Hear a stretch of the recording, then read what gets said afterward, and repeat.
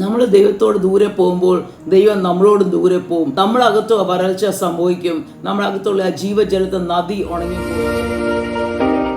ഇരുൾ അടഞ്ഞ വഴികളിൽ തിരുനാളമാകുവാൻ ഇന്നത്തെ ചിന്ത.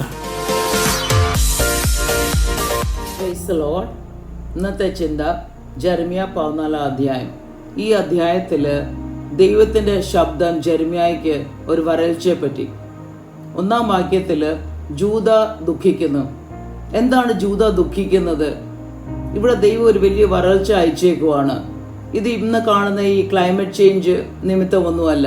ഈ ജനം ദൈവത്തെ മറന്ന് അന്യ ദൈവങ്ങളെ സേവിക്കുവാണ്. ദൈവം ഇത് അയക്കുന്നത് കാരണം ദൈവം ഈ ജനത്തെ സ്നേഹിക്കുന്നു.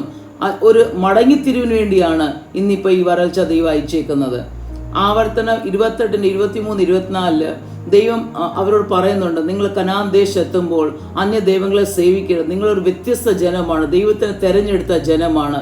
പക്ഷേ ഈ ജനം ഇന്ന് ദൈവത്തെ മറന്നിരിക്കുവാണ്. ഈ വരൾച്ച നിമിത്തം കുഞ്ഞുങ്ങൾക്കും താണവർക്കും മൃഗങ്ങൾക്കും ജീവജന്തു ഭൂമിക്ക് വരെയും വേണ്ടി സംഭവിച്ചിരിക്കുവാണ്.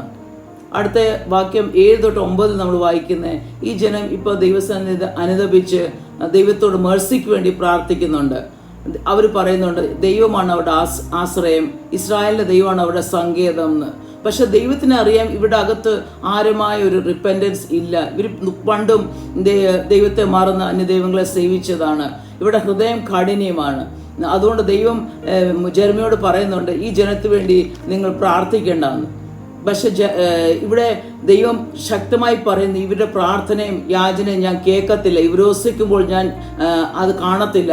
ഇവിടെ ഹോമയാഗവും ഭോജനയാഗവും ഞാൻ സ്വീകരിക്കത്തില്ല. ഞാൻ ദേശത്തെ വാളും ക്ഷാമവും മഹാമാരിയോട് നശിപ്പിക്കും.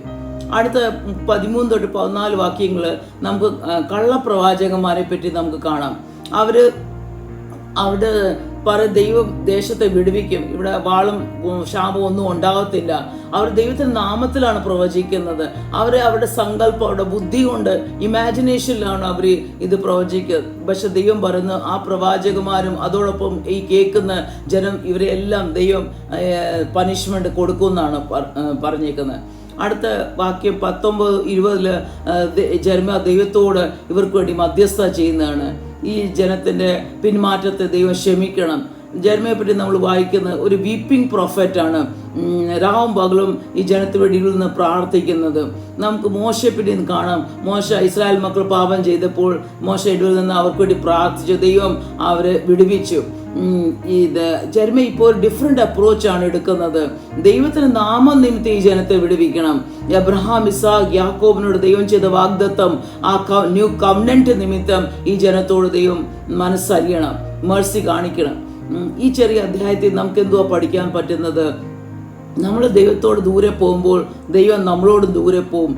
നമ്മളകത്ത് വരൾച്ച സംഭവിക്കും. നമ്മളകത്തുള്ള ആ ജീവജലത്തെ നദി ഉണങ്ങിപ്പോവും. അതുമാത്രമല്ല, നമുക്ക് ഭൗതിക മേഖലയിൽ നഷ്ടം സംഭവിക്കും. ഇവിടെ നമ്മൾ കാണുന്ന മൃഗങ്ങളൊക്കെ നശിക്കും. നമുക്കും ആ ഫിനാൻഷ്യൽ നഷ്ടം നമുക്ക് സംഭവിക്കും. മൂന്നാമത് നമുക്ക് ചോദ്യം ചെയ്യാം, നമ്മുടെ ജീവിതത്തിൽ ഐഡൽസ് ഉണ്ടോയെന്ന്, വിഗ്രഹങ്ങളുണ്ടോ? നമ്മൾ പൂർണ്ണ മനസ്സ്, പൂർണ്ണ ശക്തി, പൂർണ്ണ ഹൃദയത്തോടെയാണോ ദൈവത്തെ സ്നേഹിക്കുന്നത്, സേവിക്കുന്നത്? നമ്മൾ വർഷിപ്പ് ചെയ്യുന്നത്, ആരാധിക്കുന്നത്, ദൈവത്തിന് വേണ്ടതുപോലെ സമയം കൊടുക്കുന്നുണ്ടോ? നമ്മൾ അകത്തിപ്പോൾ മെറ്റീരിയലിസം ഉണ്ടോ ഇല്ലയോ? നമ്മുടെ കംഫർട്ട് സോൺ നമ്മൾ വിടാൻ ആഗ്രഹിക്കുക. ദൈവശബ്ദം കേട്ടിട്ട് നമ്മൾ ആ കംഫർട്ട് സോണിൽ തന്നെ നിൽക്കാനാണോ ആഗ്രഹിക്കുന്നത്? നമ്മൾ ജെറമ്യയുടെ കൂട്ട് നമുക്ക് വേണ്ടി, നമ്മുടെ ദേശത്തിന് വേണ്ടി, നമ്മുടെ സഭയ്ക്ക് വേണ്ടി നമുക്ക് പ്രാർത്ഥിക്കാം. ദൈവം തീർച്ചയായിട്ടും നമ്മുടെ പ്രാർത്ഥന കേൾക്കും, നമ്മുടെ ദേശത്തെ സൗഖ്യമാക്കും. ഈ വചനത്താൽ ദൈവം നമ്മളെല്ലാവരെയും അനുഗ്രഹിക്കട്ടെ. Praise the Lord.